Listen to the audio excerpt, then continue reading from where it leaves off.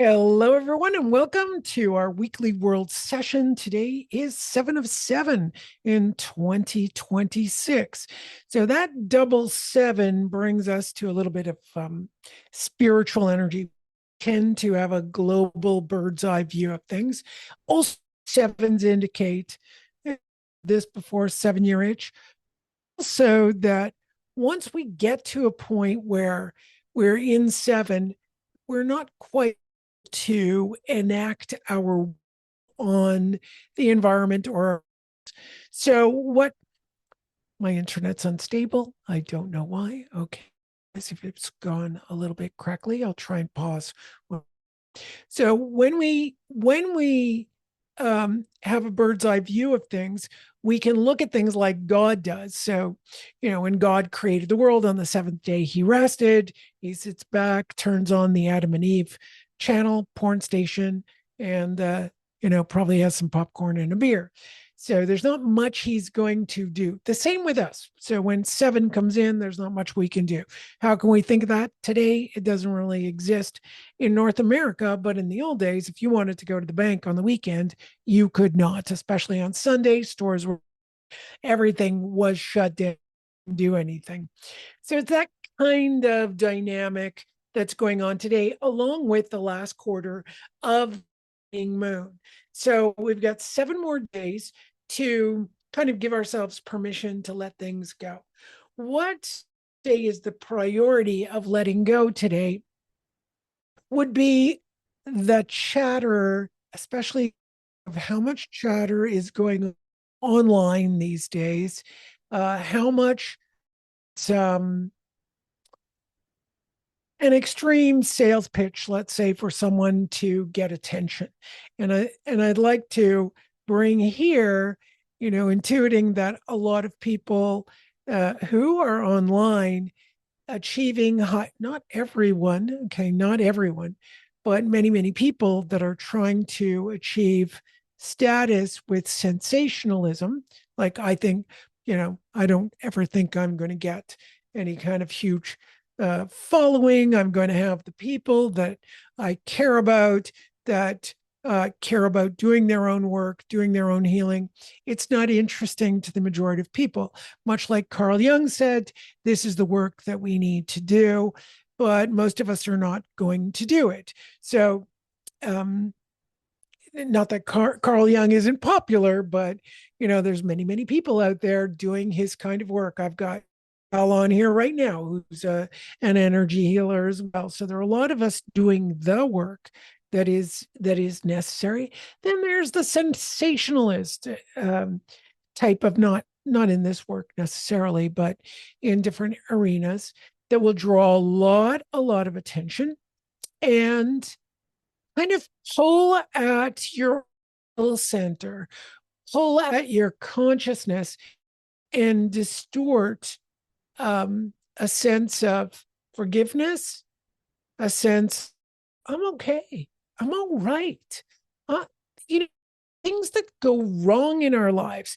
You can have financial issues, but if you sit down and go, okay, what do I do with my finances? Do I just get a job, get 2 jobs, move out there and just paying down my debt or paying off what I need to pay off? Usually, if we don't do that, that means it doesn't look that you're kind of ends meet anyway, and you've got things to do in your life. What if you feel like your mind's all over? I'd say that's my biggest problem, but is the biggest focus in my healing work is the mind, where I care too much about things. I care about people. I care about what's going on. I care a lot, which kind of distorts my day. It can distort my business because I care. So I work with that to learn how to disentangle myself. We're going to do all of these now. And then there's relationship. People say, oh, I'm alone. I'd like to have a relationship. Well, why don't you do this? No, I don't want to do that. Why don't you go create your own group of like-minded people and start inviting them? Yeah, it might take you a year. It might take you 2 years to build up the group and have those people come together. And in doing that, you will meet more and more people. You will create community. And as you create community, you will probably find a relationship. No, I don't want to do that. That's too much work. All right. Well, what can I tell you? you know, uh, what about if you want to have a relationship, but you feel like you don't look attractive enough, you've gained weight, and the advice would be, well, why don't you start getting in shape, start going to the gym, start working out, eat properly. You'll probably meet like-minded people and enjoy it. No, I don't want to do that. I can't. So that is called the defense. So when someone says those kinds of things, to me, I kind of go, well, you actually like what you're doing because it's a lot less work than the thing that you would have to do. And we forget very often it takes a lot of work to create the things we want to create. It does not take very much work to destroy what you have and what the world has. It's so destructive. If you spend time creating something like you think and you start to create it, yes, it's great. It's nice work. It's fun work. I'm doing work with things I never thought I would start to work with. It's just fun.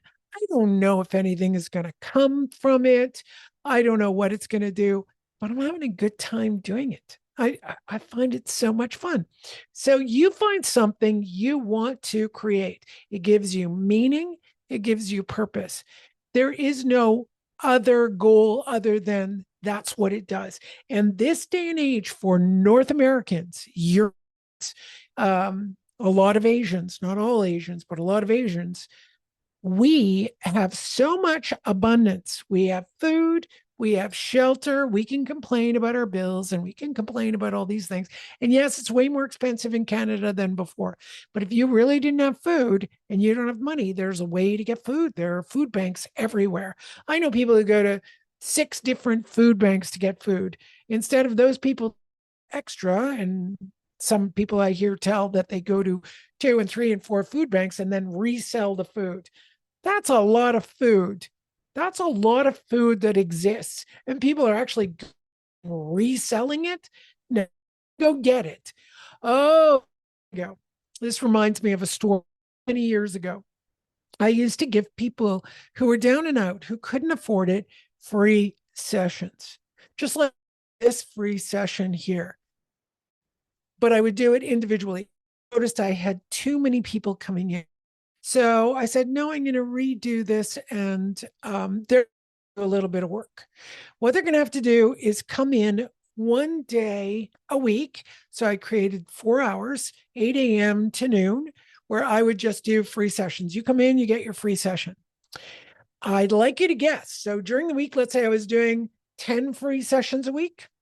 Let's say that could be, 10 times 4 weeks. That could be 40 different people. And how many people came to my weekly session?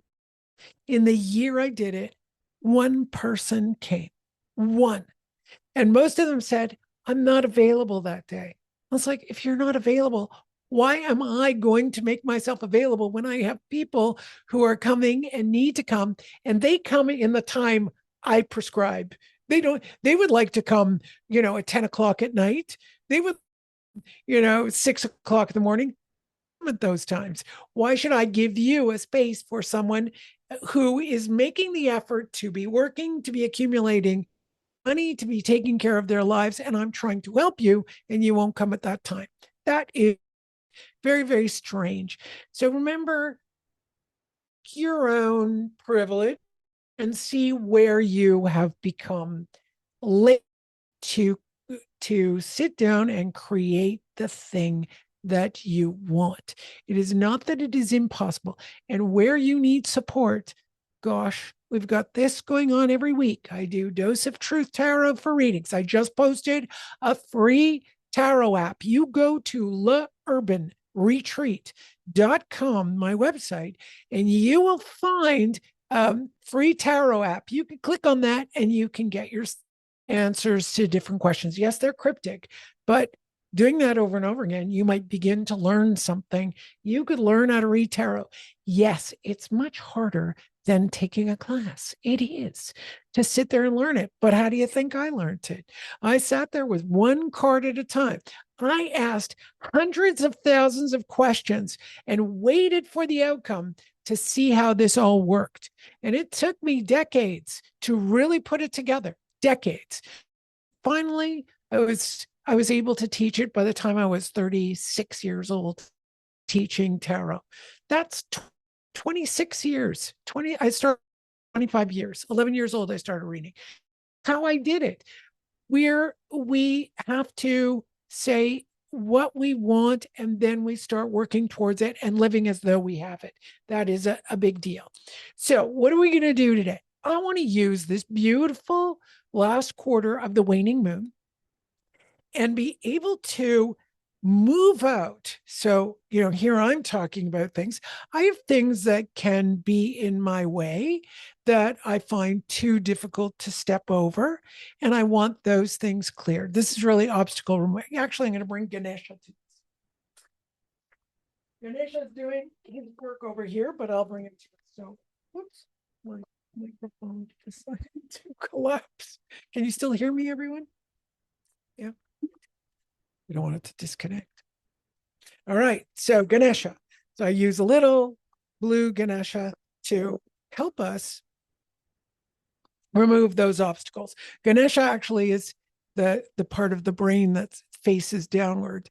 So the ears represent the two hemispheres, the two eyes here represent our amygdala complexes, the nose, well, it's much longer, the trunk, than this one, but represents the whole brain stem, and then going down through our central nervous system. So he's the one who, sure, our Kundalini does not the brain and explode it. If we allow too much Kundalini too early in, well, what happens is we lose our we could lose our mind. Yeah. So we don't want to do that. We want that to be really healthy. So Ganesha is going to make sure that that extra, too much Kundalini doesn't go into our brain. And he also removes the obstacles. So when the Kundalini is ready to move in, he allows it to go in or out. If you go to a temple in India, Ganesha sits at the outside. Why? Well, he kind of tells you, you take your shoes off, and I'm going to block anyone who's coming in with garbage. I block you. So you have to take your shoes off to come in. Makes sense? All right. So let's use that imagery and this beautiful last quarter of the waning moon to release. I'm going to use to water areas, but also move out any moldy areas, any stagnant areas, along with belief systems. Now, it's up to you to kind of feel into what are my belief systems that stop me. Like, let's say a relationship are the things you say no to, not the person. Okay, that's what do you say no to? Do you say no getting to know someone? You just look at someone externally and you don't want to get to know them. Do you already have an idea of what they're like? Do you give someone enough of a chance to show you what their actions will be like? Because, this goes away. Yeah, I'm an old lady now. This has all gone away. It's all done. It's not something that goes out in the world. So what's left? Well, what's left is kindness, compassion, consideration, whatever else you're interested in. Left, and that's what the relationship is. It doesn't end up being where, like, in a and we're two amazing people. What about work? What are the things you don't want to do? Because when you think about work, you kind of think, oh, maybe I didn't do this or I didn't do that. No, you look at the thing you don't want to do. Like, what is the thing that you would least want to do? And one of them is ask someone to be completely honest with you about your work. You get a friend and say, be completely honest with me. It's not going to, knock your head off completely, but be honest with me. Tell me, what is my best quality? What is my worst quality? And then change it. Just change, start to modify it, and look for one word. Don't ask them to give a big description of everything. Well, like, what is it that they don't like, that they find difficult in you? And if you start to change that, you might find you have a whole different look at your work. I mean, it's very simple. Where do you not focus attention?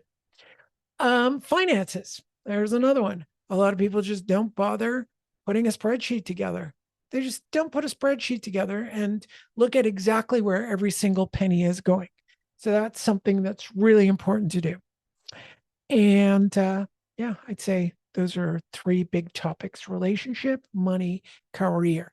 Those are really, really important. Some people, I guess there would be a lot of people out there when it comes to study. It's really, do you like what you're studying? And if you're having too much trouble, are you sure you're in the right place? That's a first question. Second question is, you know, are you organized in your studies and doing everything that you need to do? Where do you avoid things? Okay, so this is all about those obstacles that have to do with, sure, it's belief systems that would block what you want to achieve. So, quite frankly, I'm not feeling that way this week, but I know you in the world is to simply explain this. But for myself, what I come to is a little difficult is, where is my physiology influenced by my belief systems? Where is my body being influenced? How does my energy work?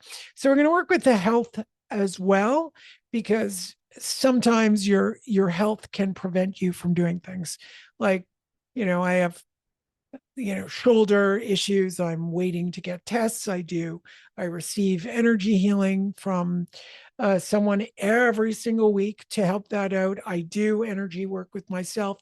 I also use red light therapy. I use the Healy device, do all kinds of chiropractics as well. So do all those things, exercise, look online every day for different exercises. And I noticed the last year, I've had a gradual increase in energy and a gradual capacity to bend, to move. It's very, but I know that it also away from some of the plans I like to make. Like, I can work a lot, but I be able to, let's say, have fun at the same time. Like, I can do my work and then I kind of collapse, kind of tired. I do work a lot, but I kind of get tired. It'd be nice to be able to have that little bit of energy. So that's what I'm going to ask for, is removing those obstacles that come from health, that also prevent, having this nice, pleasant life. So today is all about a good life, releasing that we don't need, that prevents us from getting there. We're doing the things that you can notice.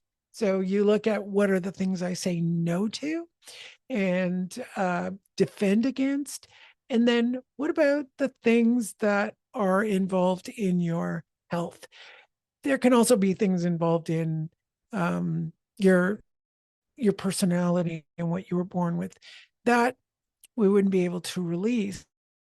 If somebody is more mathematically inclined, it's not like they're tomorrow and necessarily be, and someone who's more artistic, they're not necessarily going to wake up tomorrow and be more mathematically inclined. So what we would do there is allow that acceptance. Okay, that's kind of like the student.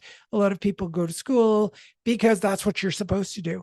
Maybe that's not what you need to do. Maybe you need to go to trade school. Maybe you need to do something completely different in your life. There's this gal named Jedediah Bila at school, and she said when she was young, what am I doing here? I don't want to be here. So she just wanted to get married. So she got married, but she also worked as well, and she got married later. So fascinating little story there. It's like, yeah, why go to school? Why do you have to go to school? What is this point? Now, if you're school, that's great, that's fine, that's wonderful. But it's a good exploration to find out, do I really be in school, or do I need to do else? Do I need to study something that I not just go into the university uh, curriculum. So this is what all the little different things that we can clear. That clarity is going to help you make decisions. This goes to several parts of the body. We're going to go into the reticular and the thalamus and clear those filters off. We're going to go to the liver, clear those filters off, and just get us to go directly to our gut brain and the gallbladder so that, oh, I know my decision. But all this incoming, right? All coming. Oh, but we don't that stuff going on. It's not necessary. What's here's this thing. What do I see? What do I sense? And that's usually your intuition, your gut. You've got to get that working. So let's take a breath so we can get this biggest nerve to tune in so we get the gut brain axis working. So 3, 2, 1, breathe. And exhale. And there you go. Acknowledge that you are releasing the things you don't need. Say hi to the moon tonight, when it's going to keep continuing and it's waning for another week. And next week, we're going to go to the new moon. So let's be refreshed. Thank you all. Love you. Have a great week. Please share some love with me by liking, sharing, and subscribing. Have a great week. Bye.